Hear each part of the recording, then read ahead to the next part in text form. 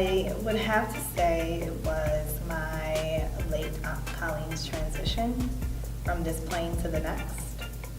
There are a lot of contributing factors to this book, but 1 year ago, from today, just about, she went on to transition from the physical plane, and it was very difficult to release her and to do so gracefully. And in my reflection, she was the most influential person in helping me to mature into an adult woman. So I believe this book is in great part dedicated to her and to several other of my late family members who helped me discover my bliss. My bliss is simply being.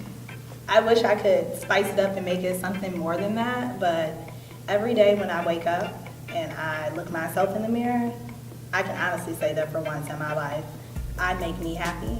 And it's the self-awareness, it is the compassion with self, it is taking the time to do the things that I love and doing it unapologetically. I remember when I was developing a work-life balance, I had a lot of people in my life tell me, oh, you work too much, or you don't spend enough time with your family, or you should be making more money doing the thing that you do.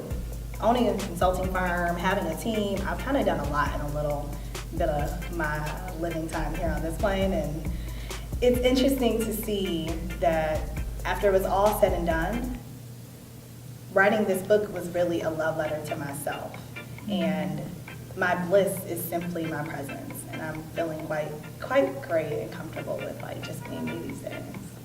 And what qualifies me and you and any other person is that reflection that is the light that reminds you that at the end of the day you have to do it for yourself.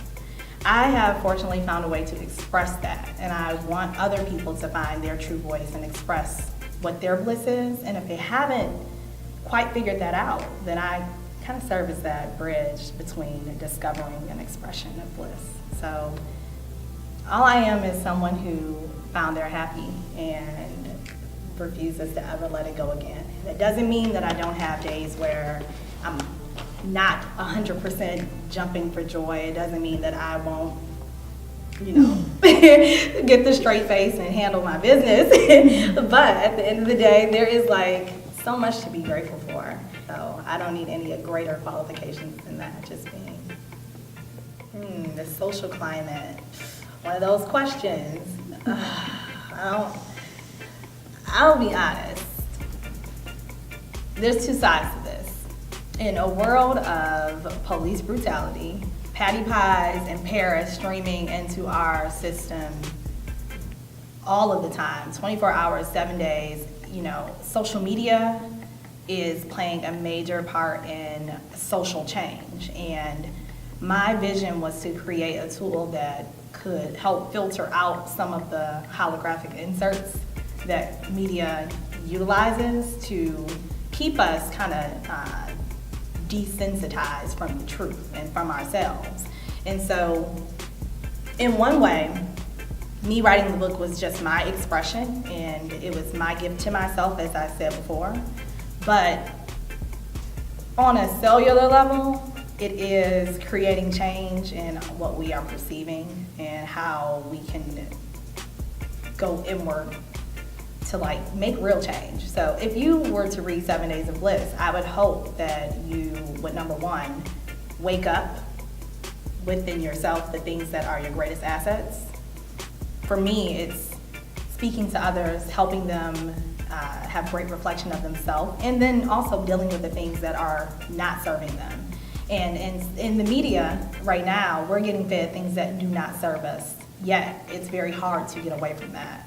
So I do hope that the book on the first step would help people, again, see themselves, wake up the things that are great, remove the things that are not.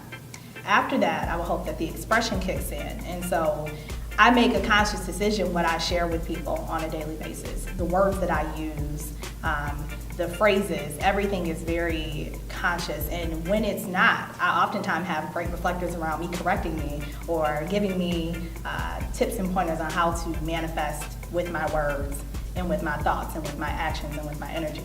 So the book kind of serves as that for others. And if every person can access it, which is why I made it an ebook that was very inexpensive, the more people that read it, the more people that learn how to breathe through their problems, the more people that are open to using their body and doing, true yoga poses that are going to help ground them and keep them rooted in a time where we're being tossed left and right. We're being fed lies and deception, but it's not required for us to partake in it. No one forces anything upon us. No one creates a reality that you can't opt out of. At the end of the day, we are co-creators, and everything that you see, you play a part in. So I just want to help you co-create a blissful reality, one that no one can come on your territory and change, change that scheme, change that plan for you. In the book, I talk a lot about yoga, and I offer some poses that help you from root to crown stay completely in bliss. There's affirmations that go with that. And so my vision is that on a Monday when you wake up and start your week, you would read the affirmation. It would become a part of who you are, and then it would carry you throughout that day. You might also add in that pose, that yoga pose. For someone who maybe does not practice yoga, the best way that I can explain it is that when you lay your mat down on the floor and you step onto that mat, it represents your reality. And nothing and no one can come onto those four corners and tell you who you are, and give you or take any power from you. So that's the way that I view the world, and that's the way that I would hope 7 Days of Bliss impacts socially with everything that is happening in our world.